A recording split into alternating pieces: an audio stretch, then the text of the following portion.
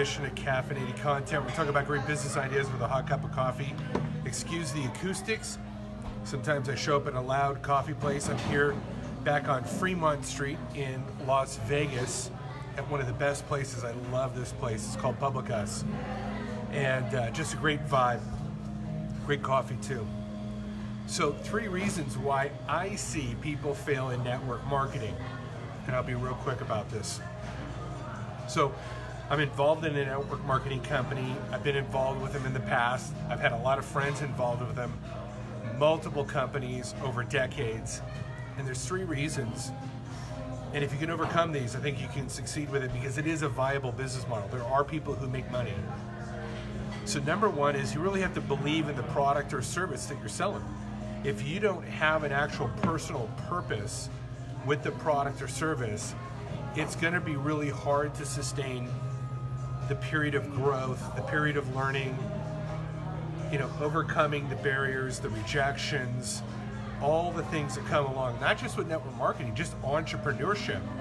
Whether you become a licensed life agent or a real estate agent or you open a tattoo shop, small business is tough. So if you don't believe in what you're doing or you believe in the product or company, it's soon gonna wash out. It's gonna come out in the wash. And you're just not going to make it because you don't have a personal why or reason or purpose to really believe in that product or that company or maybe even the leadership, right? So if you find a product or service that you truly believe in, like it's in your heart of hearts, you'll overcome the tough times because the tough times come. So that's reason number 1. Reason number 2 is cash flow. Let's admit it, cash flow is a problem. You're trying to get this side hustle going and you're not making any money and you've been at it 6 months and it's very discouraging. It's very discouraging. So you got to figure out a way to monetize whatever you're doing as fast as possible. I think you have to have real expectations of when that will be. I think there's a lot more effort in network marketing than you realize to finally see the money come in. Now, there are exceptions to the rule. There are people that jump in, they know how to recruit, they know how to sell, they've been in this business model before, and they explode. And while there are exceptions to the rules, I would say that 95% of the people run into that cash flow problem. They don't have a very big existing network. They haven't been involved in network marketing.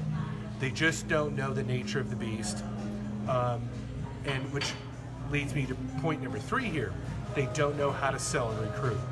To succeed in network marketing, you're going to have to know how to sell and recruit.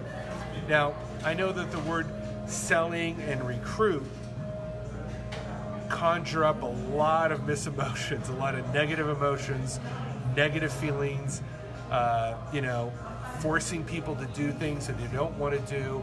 And that's really not what selling and recruiting is. It's one of the things that I learned from Ed Milet, a great mind, a great business leader, is you want to look for the people that are looking for you. Look, 3 to 4% of the population right now is looking for whatever you do. I don't care what you're selling. You could be selling tattoos, you could be selling beer, you could be selling Ford F-150s. Somebody's in the market for that stuff.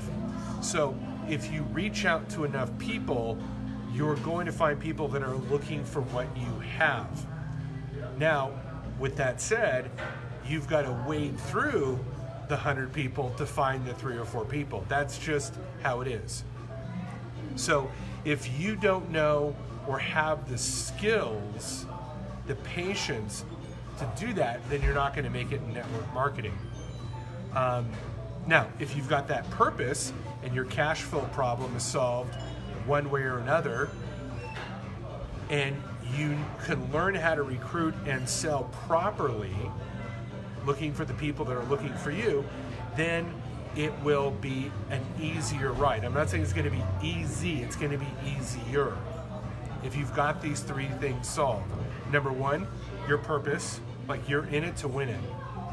Your mind, your heart, your spirit, your intention, everything about you is fully believing in the company, the process, the product, the service, the people, like you fully bought in yourself.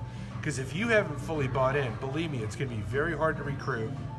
It's going to be very hard to withstand the low cash flow. It's going to be very hard to overcome the disappointments.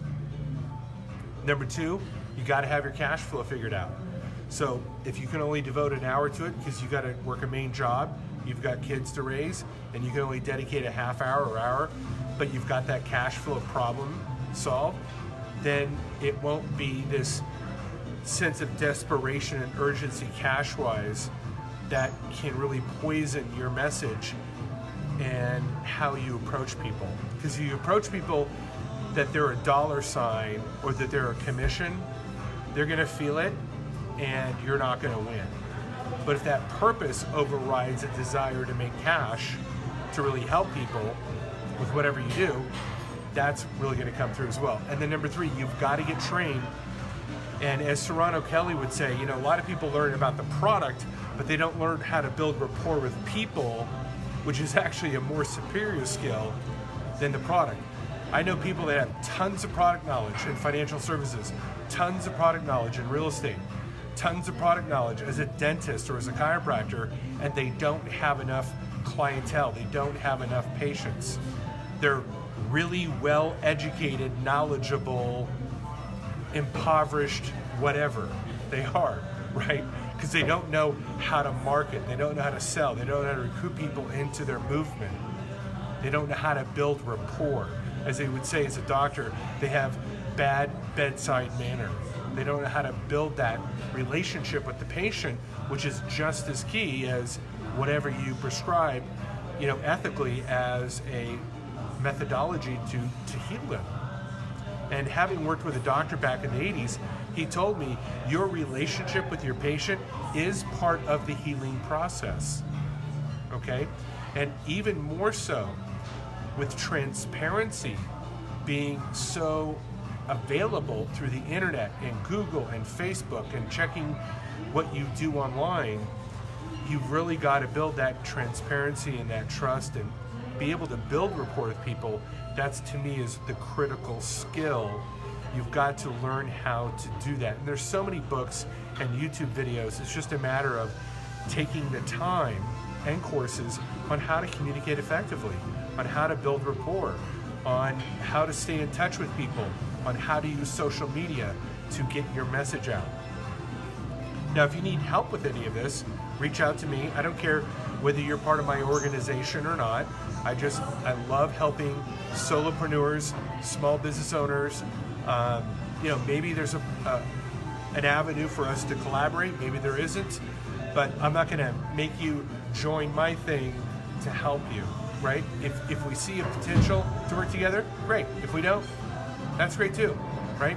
It's all about this Facebook community connecting with one another and helping each other.